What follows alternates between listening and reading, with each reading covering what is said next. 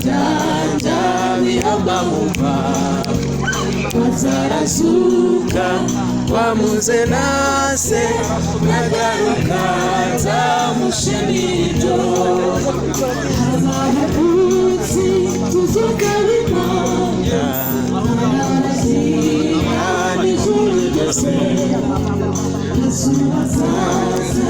ubwiza bwe bwose aziriho urukundo rwatuyapfira byabihama mu mazi zarazuka wamuze nase nagaruka nzamushimira urukundo rwatuyapfira byabihama mu mazi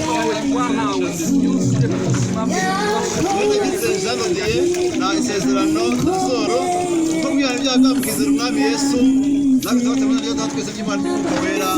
amen.